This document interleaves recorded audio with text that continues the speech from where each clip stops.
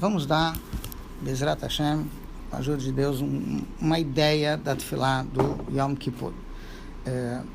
Obviamente, não dá para esgotar o assunto numa aula só, mas pelo menos a gente vai tentar dar uma ideia mais abrangente.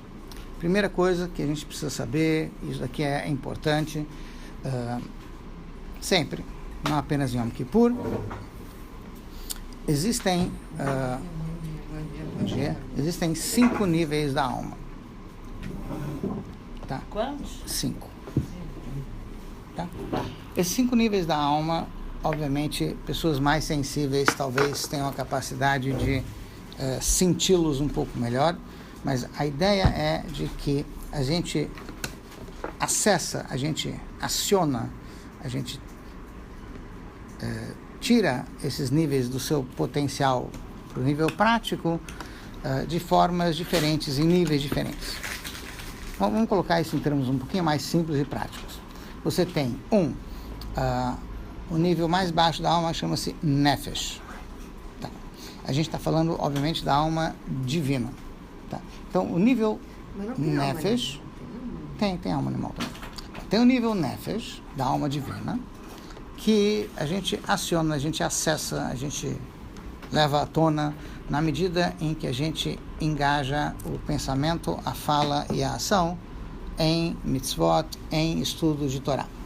Então, é através de coisas práticas que a gente desperta esse lado da alma. Então, mesmo que uma pessoa, por algum motivo, não tenha tido a kavaná, ou a intenção mais profunda, não fez algo com todo o coração, enfim, mas ele fez uma mitzvah, ele ou ela fez uma mitzvah, disse uma tefilá, entendeu o que falou, então ele mexeu com essa parte da alma, com o nefesh.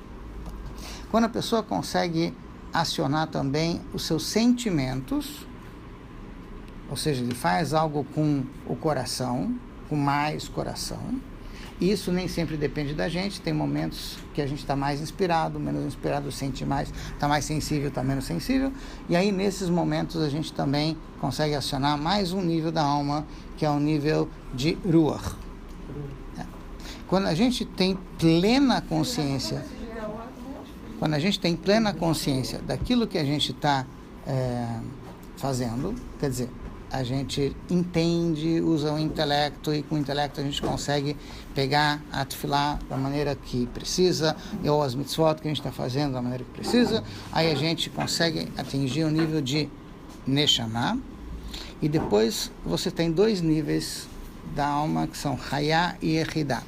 Hayá e Yehidá são níveis muito elevados da alma, que a gente atinge em momentos de grande inspiração, às vezes até situações de limite, e esses níveis são chamados de níveis makifim, então acima e além da alma.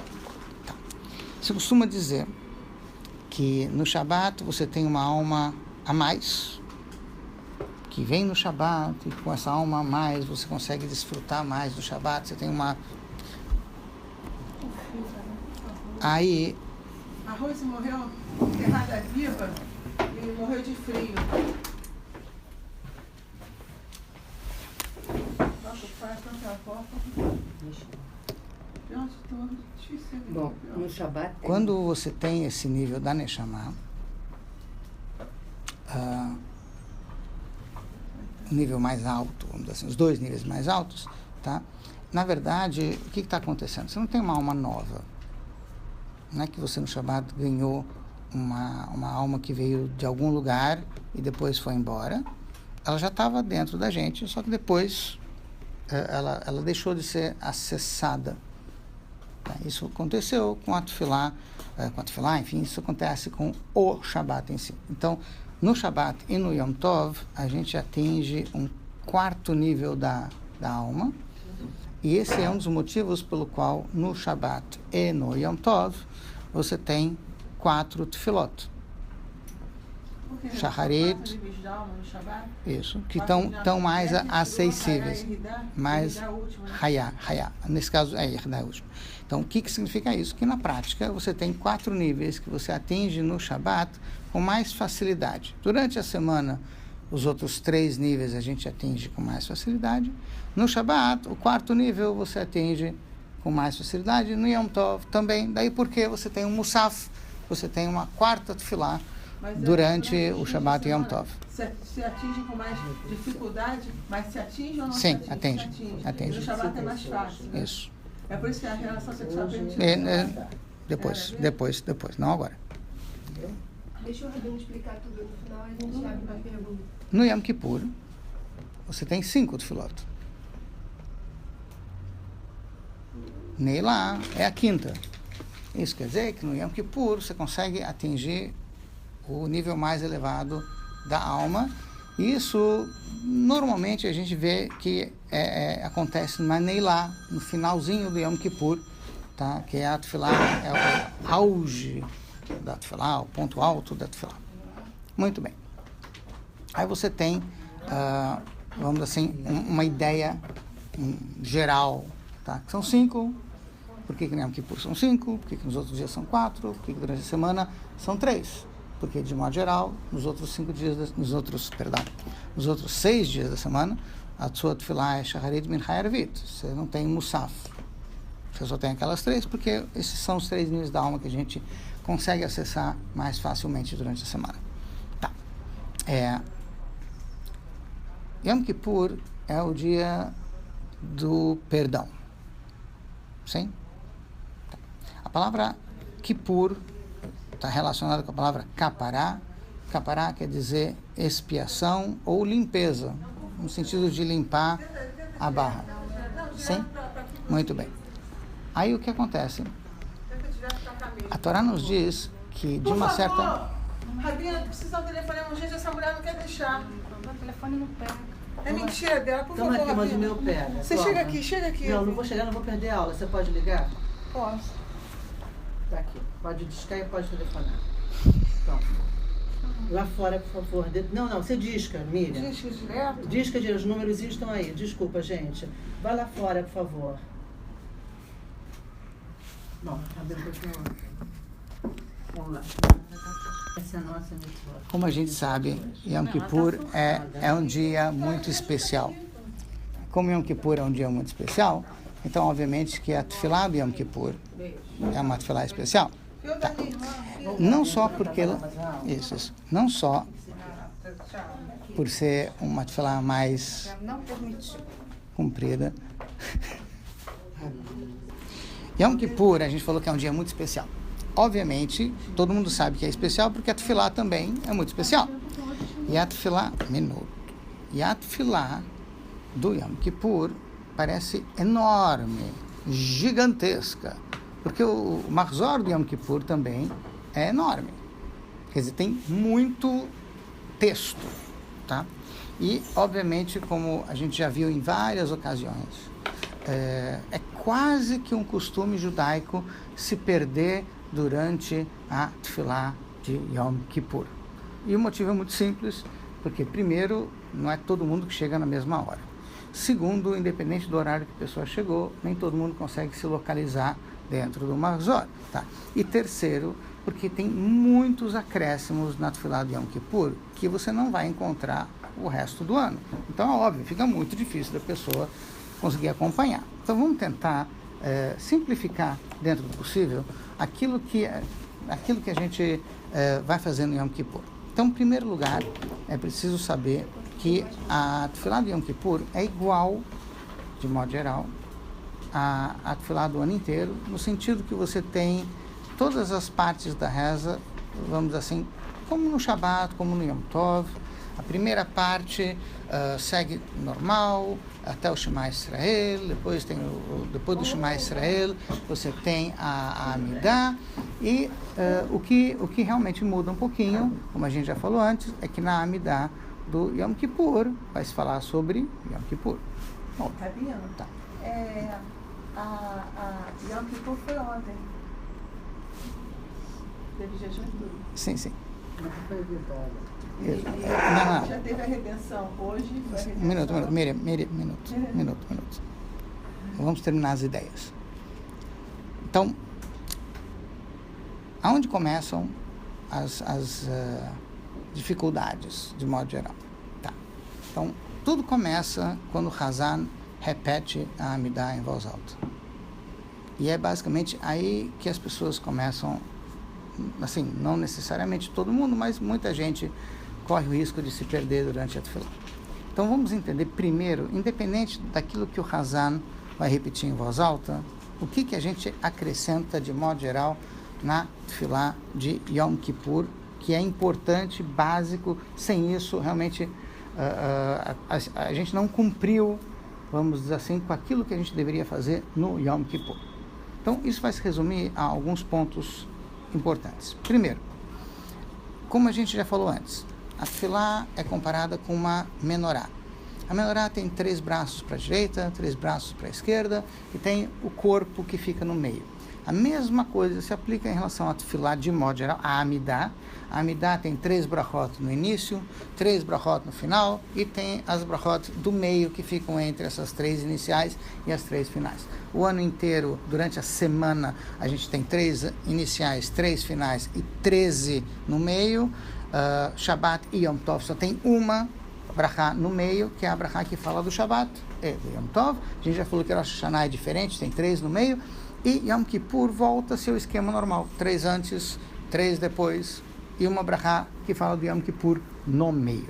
Muito bem, então até aí é igual ao Shabbat, igual ao Shabbat e Yom Tov. Então Yom Kippur nesse ponto não seria muito diferente. Tá. Outra coisa que a gente já viu antes na Tefillah de Rosh Hashanah, você tem alguns acréscimos na brachá de Kedushá. Em vez de falar Hakel HaKadosh, você fala Hamelech HaKadosh, e aí tem uma série de acréscimos na Tefillah de Rosh Hashanah, Uvchen, que são 4 trechos. Esses 4 também vão estar na Tefillah de Yom Kippur, tudo igual. Até aí não mudou nada. O que a gente tem de diferente, então, no Yom Kippur? Óbvio, as menções que vai se fazer na Tefillah de Yom Kippur, que fala de Yom Kippurim, mas tem 2 coisas que vão acontecer com alguma frequência, que é Vidui, confissão, coisa que não se fez em Rosh Hashanah. Rosh Hashanah a gente não menciona pecados na Tefillah. Yom Kippur a gente sim faz a menção, faz a confissão, faz o Vidui, tá? E você tem também uma certa repetição ao longo da Tefillah, depois da Amidah, da frase Hashem, Hashem, Kel Rachum Vechanun, que é conhecido como 13 atributos de misericórdia. Yud Gimel Midot Arachamim. Isso quando está sozinho não fala. Isso, quando está sozinho a gente não fala isso. Vamos lá. Então, vou chegar lá. Vamos chegar. Então, primeiro, qual é o sentido disso? No Yom Kippur, Hashem nos perdoa. E existe na Gemara um debate a respeito de quanto a pessoa tem que estar consciente no Yom Kippur para que ela seja perdoada.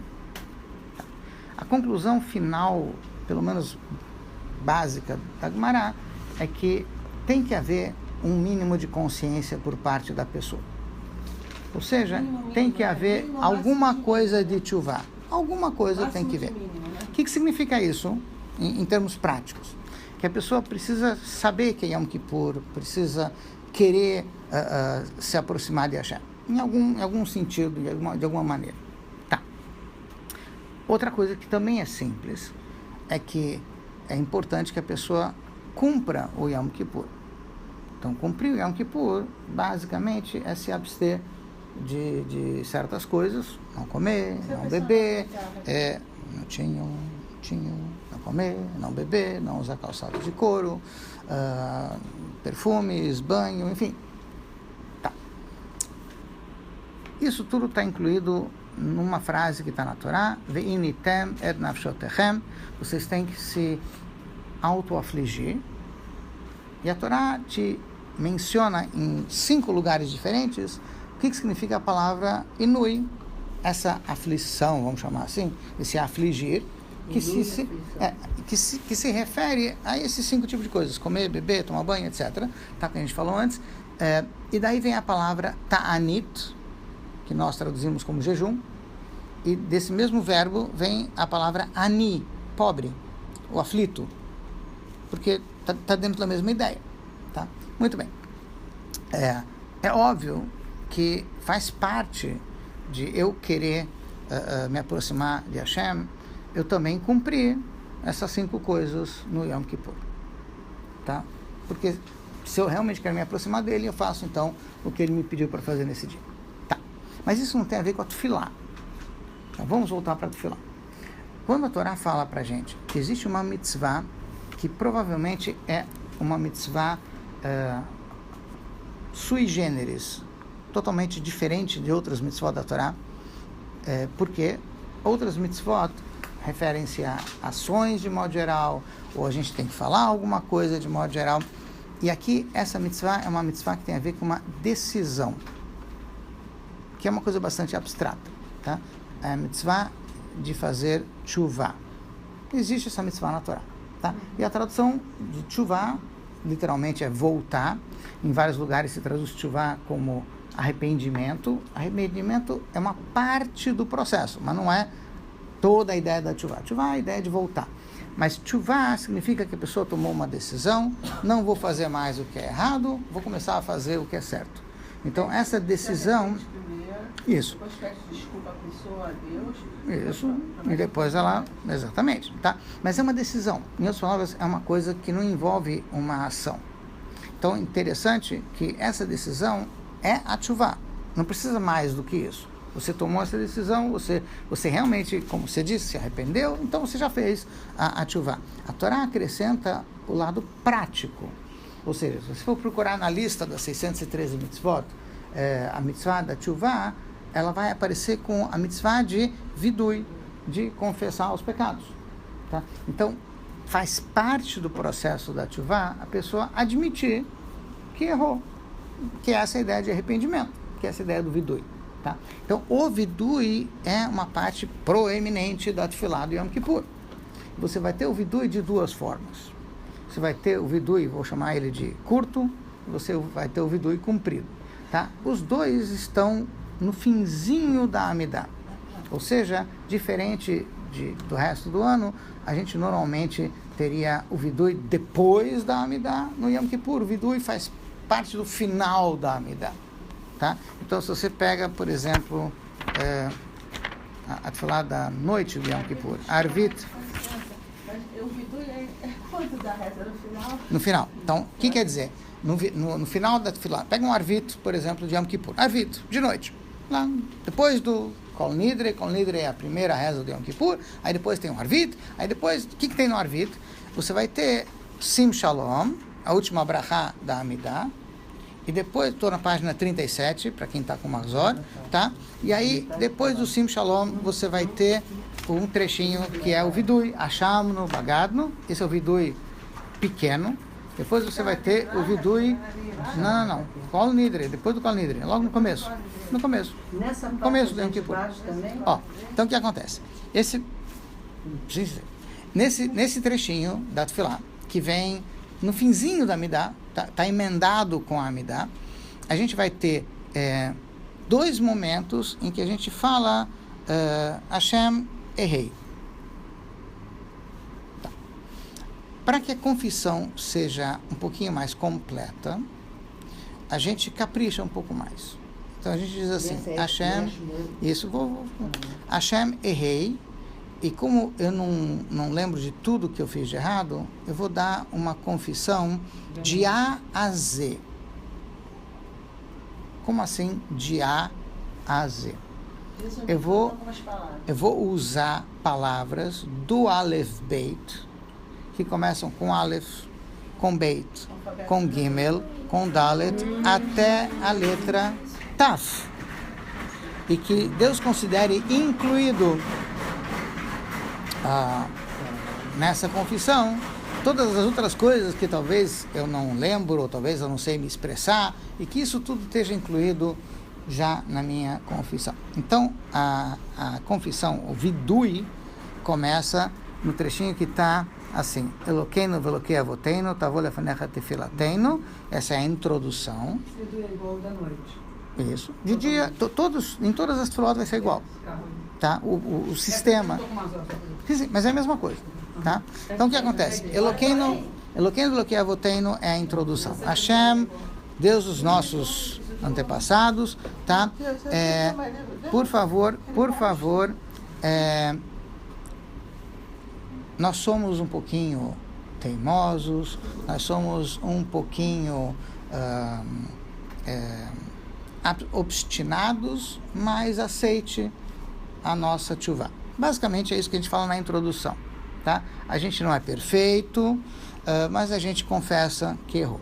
Muito bem. E aí começa. Achamnu é o primeiro trecho do vidui, é a primeira confissão, de forma curta e simples. Ou seja, você está pegando cada letra do Aleph Beit e usando ela como base, e que Hashem inclua dentro disso outras coisas que eventualmente tenham o mesmo nome ou sejam incluídas nessa letra. Então, você vai ver Achamnu Aleph, Bagadnu Beit, Gazalnu Gimel, Dibanu Dofi Dalet, Reivinu letra Rei, Vehirshanu Vav, Zadnu Zain, Hamasnu Het, Tafalnu Sheker Tet, Yatznu Ra Yud, Kizavnu Chaf, Lasnu Lamed, Maradnu Mem, Niatztu Nun, e assim vai até o final do Aleph, até a letra Tav, Tainu, Tiavnu, Tainu, Titanu. Com isso a gente fechou basicamente o Aleph Beit. O alfabeto é só isso? Sim, até a letra Tav. Você chega na letra Tav, tá? Não é tão comprido, por isso que esse é um vidui curto, tá? Que abrange uma boa parte daquilo que a gente eventualmente teria feito, que a gente confessa, admito, eu não sou perfeito, não sou tzadik, a palavra vai aparecer algumas vezes aqui, estou um pouco longe de ser tzadik, mas aceita então meu arrependimento. Tá. Aí depois você tem assim, vai haver uma série de introduções, até Yoderas Eolam Hashem, você conhece, sabe tudo o que está acontecendo dentro da gente, você conhece os segredos do mundo. Agora viro para a página 38, só para a gente ter uma ideia. Por que são 3 tabs? Isso. Por que são 3 tabs? Essa é uma boa pergunta, eu vou deixar para uma outra ocasião, não agora, tá? Vocês me desculpem, tá? Exatamente. Isso. Isso, então, pera. Isso. Você resposta por V3, quer saber? Não, porque aqui na caneta tem. Tá bom. Então, o que acontece? Tem motivo para isso. Tem. Tá? Isso. A questão aqui é a seguinte. A gente fez um vidui pequeno e com isso, de uma certa forma, a gente teria já coberto a nossa obrigação de fazer o vidui. É só um vidui, né, na reza, né? Não, tem vários. Em cada tefilá. Então, o que vai ter no próximo trecho? O próximo trecho, a gente vai expandir um pouco mais esse vidui. Em outras palavras, aquilo que a gente falou de forma resumida, no primeiro trecho, vai se falar agora de uma forma um pouquinho mais detalhada, que é o próximo trecho da Tefilá. Então, aqui começa com Atay Yodei Erazeh Olam Hashem, você conhece os segredos do mundo. Eu estou no finzinho da página 37, só para ter uma referência, tá?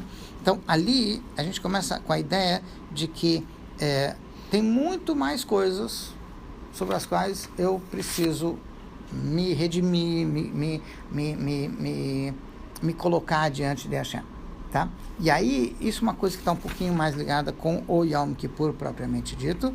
A gente termina dizendo, então, Hashem, que seja a sua vontade, Hashem Eloqueinu terachem aleinu, tenha compaixão, tenha piedade da gente, timcho lanu al chatoteinu, perdoe, apague, vamos dizer assim, todos os nossos pecados, Haper lanu al kol avonoteinu, capará vem da palavra limpeza, limpa, terraper, eu estou na página 38, terraper lanu al kol avonoteinu, apaga os nossos erros, vitimchol dislach kopshainu.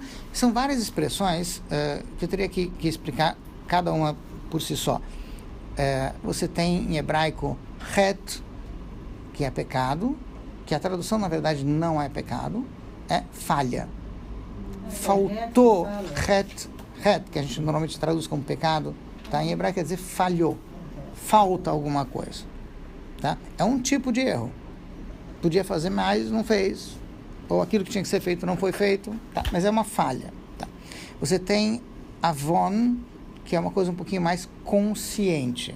Eu sabia que estava errando, mas optei por continuar.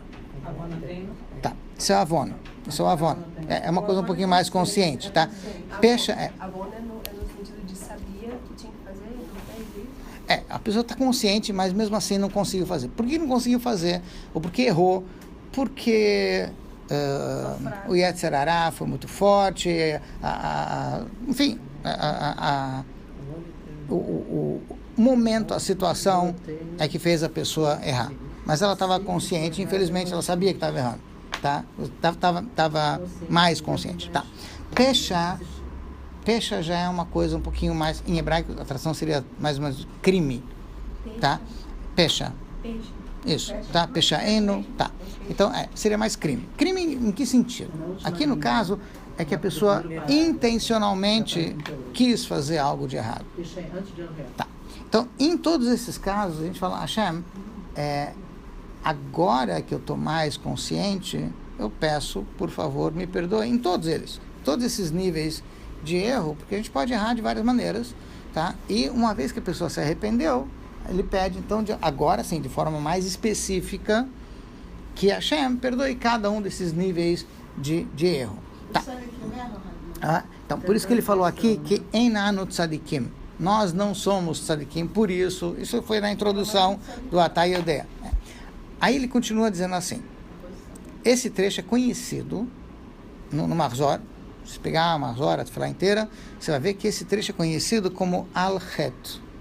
Pelo menos esse é o nome genérico que se dá para ele, tá? Esse trecho do Vidui, da confissão, tá? Por que chama Al-Het?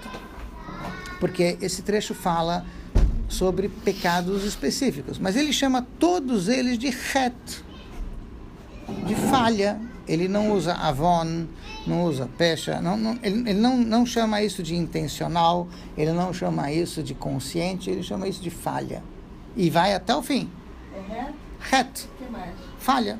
Al-Het, Ratanu, Lefanech, Al-Het, Al-Het. São os outros dois. Avon, pecha, que ele já mencionou antes, tá? Avon é o segundo. Não confundir com os cosméticos, por favor, tá? Não tem nada a ver com a Avon, tá? É outra coisa. Tá? Aqui quer dizer o seguinte. Eu queria saber se primeiro é reta ou mais suave, né? Depois vem Avon, depois fecha. Isso. Nessa ordem. Isso aqui não erram. Por isso que é tzadik. Não erram. Isso. Que bacana. Agora, interessante que o trecho mais comprido, mais longo que a gente fala de confissão de Vidui, o tempo todo a gente disse foi uma falha. A gente enfatiza a ideia de falha, não a ideia de intenção. Não. Por quê? Porque no fundo, até quando uma pessoa faz algo intencionalmente de errado, é uma falha. Por quê? Porque se ela tivesse mais consciência, não teria feito. Então, aqui, a ideia de vidui, de se confessar, é no sentido de que a gente se coloca diante de Hashem e a gente se pergunta agora contra quem eu pequei e não qual foi o meu pecado. Porque faz diferença. Em outras palavras, se eu digo, eu fiz um crime, a pessoa fez algo terrível, tá? A pessoa não se perdoa porque fez algo de terrível, porque eu não me vejo como uma pessoa terrível.